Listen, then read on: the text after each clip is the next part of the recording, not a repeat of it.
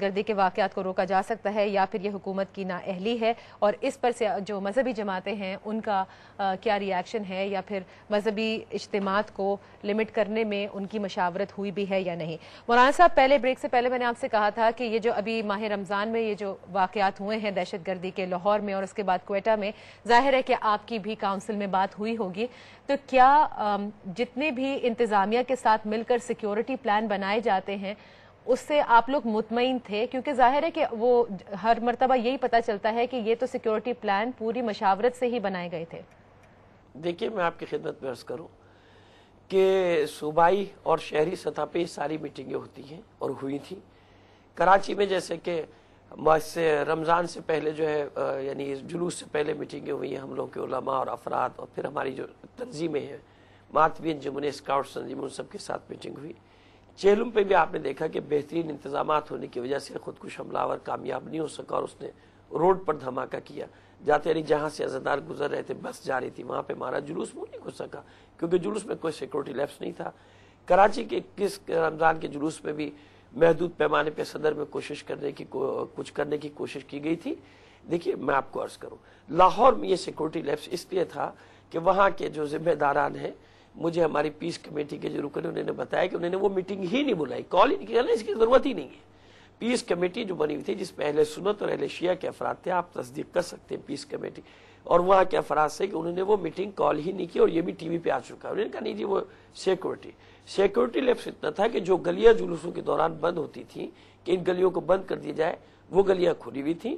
اور walk through get جو تھے وہ خالی وہ فریم کھڑا ہوا تھا، وہ کام ہی نہیں کر رہے تھے۔ اور یہ بات طے تھی اس پورے پلان میں، یہ باتیں طے تھی کہ گلیوں کو بند کرنا ہے؟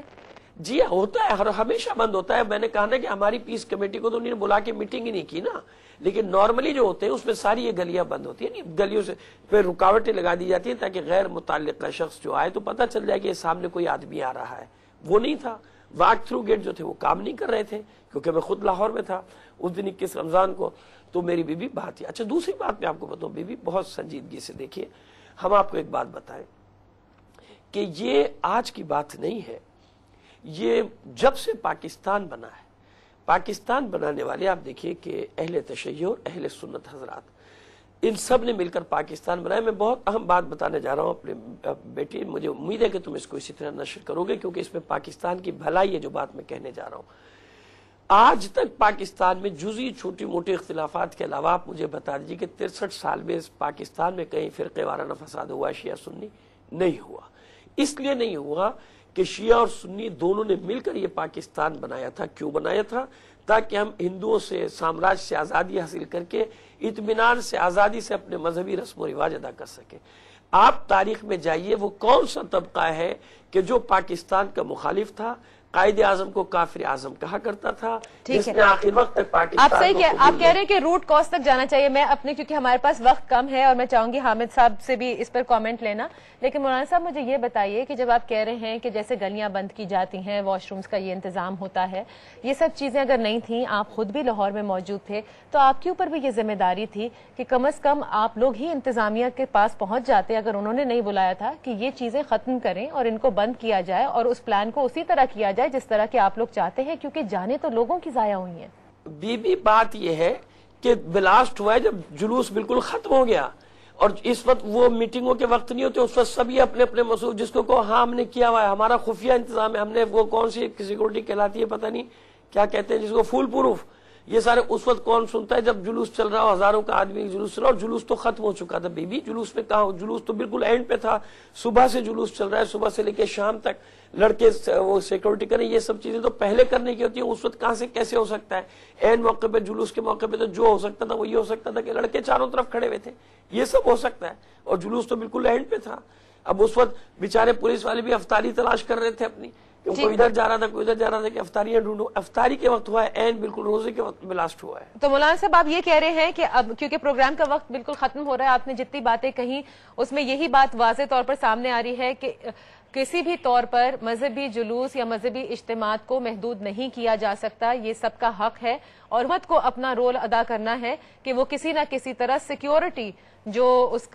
کو پرووائڈ کرنا چاہیے ہے اس کے لیے یقینی بنائے، تحفظ فراہم کرے؟ جی بھی میں نے کہا نا، یہ بالکل ان کی غیر منطقی اور غیر عقلی بات ہے. سب سے پہلے سیاسی پارٹیوں پہ بین لگائیں، ان کی ریلیوں پہ بین لگائیں، ان کے جلسوں پہ بین لگائیں، ان سب پہ بین لگائیں، اس کے بعد وہ سوچیں گے. لیکن اس کو چھوڑ دیں آپ کے مذہبی جلوس نہ کبھی بند ہوئے نہ ہو سکے، کچھ بھی نہیں ہے. 1,20,000 بغداد میں مر گئے تھے، جلوس نہیں صحیح. حامد صاحب، اس پورے سچویشن میں جہاں سب کا ریلیجس پریکٹس رائٹ کرنا ضروری بھی ہے کہ پریکٹس کرنا ہے اپنے اپنے